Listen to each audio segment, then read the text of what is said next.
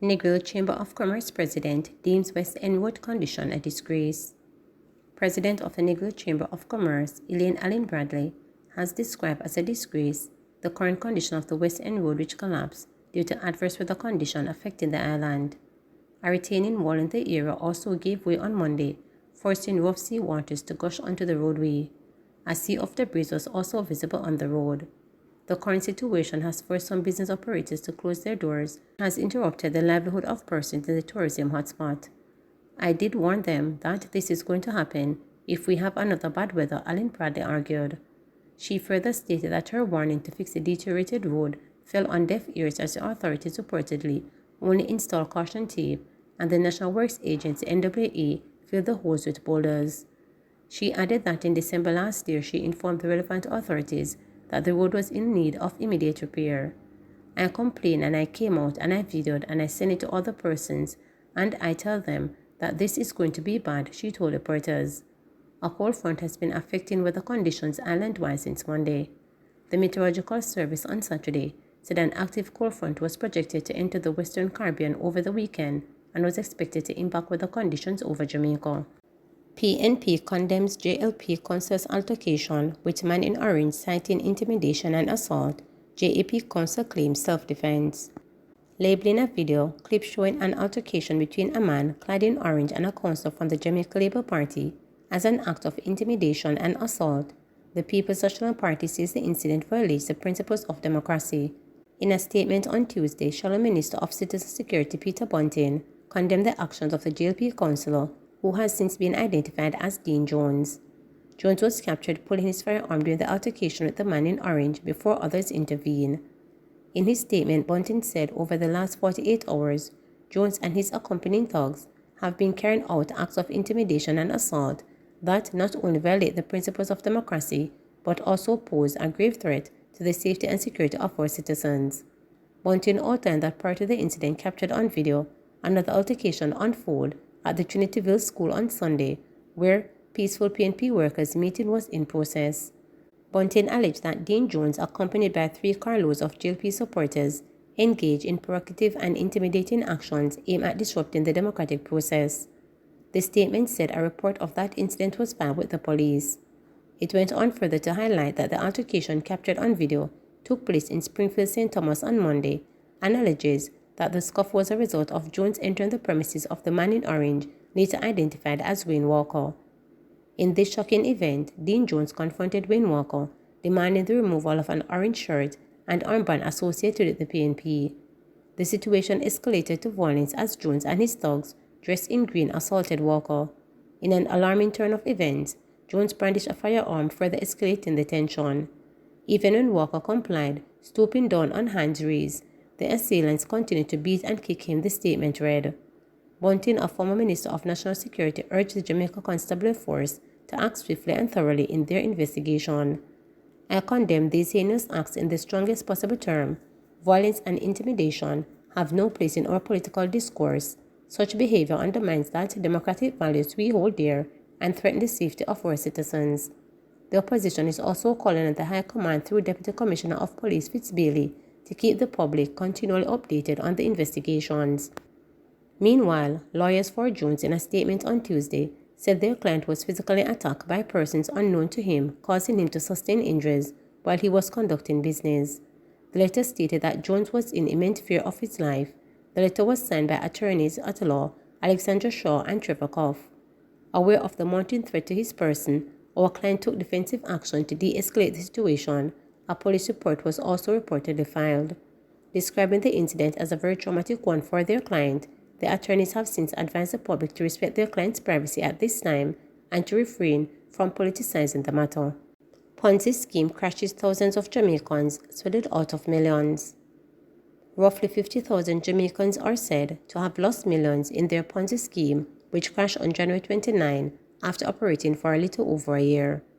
The unsuspecting investors can be heard openly sobbing in a member-only social media group in the aftermath of the One Immediate Jamaica meltdown. Some could be heard begging for the return of monies they say they had borrowed in hopes of creating better life for themselves and their families. "Please, Unodo, give me back. Lord have mercy. A people money me borrow," cried one woman believed to be in her mid-50s. The losses range from $7,500 to as much as $3 million per individual. Reporters understand that the One Media Jamaica is the spin-off of the entity Get GLX that allegedly defrauded thousands of people in Trinidad and Tobago last year. Old Harbour Bay under special police watch ahead of local government election. As the local government election approaches, Old Harbour Bay in St. Catherine will be under special police watch.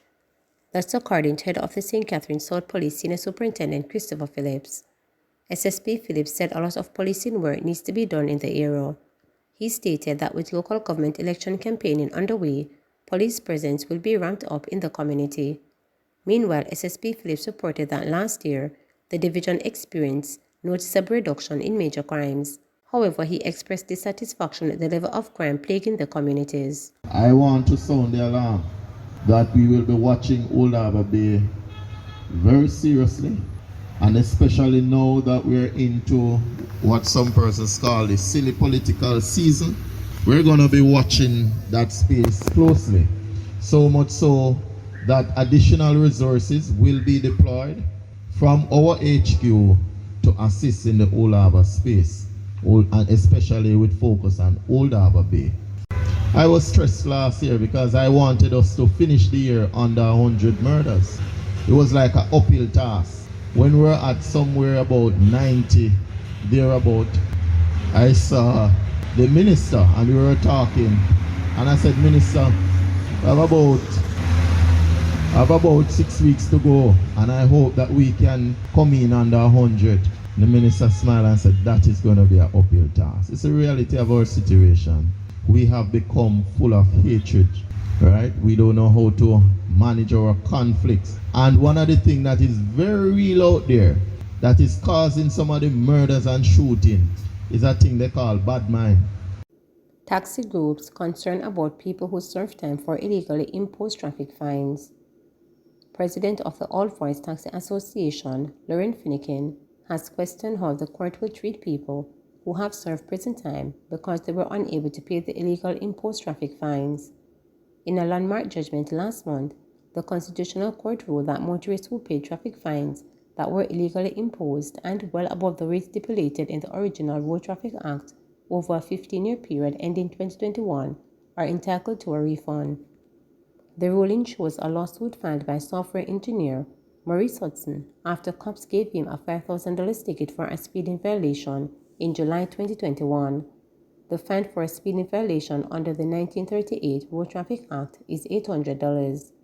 Speaking on Monday, Mr. Finnegan said the association is of the view that if its members have been charged at the legal rate, then they would have been able to afford it rather than serving prison time. He said the association has met twice with a team of lawyers as it seeks guidance on the matter. If the lawyers advise us that we have a case to put before the court, then our members are preparing themselves to come up and whatever the cost is for the lawyers to be representing us. So, our members are waiting on us, the leaders, to go and do the consultation on their behalf. Mr. Finnegan believes that some aggravated motorists may not be able to get a refund because they do not have proof of payment. Standard procedure would have been dictated that if you can't prove that you have paid, there is no way anyone is going to want to honor your claims.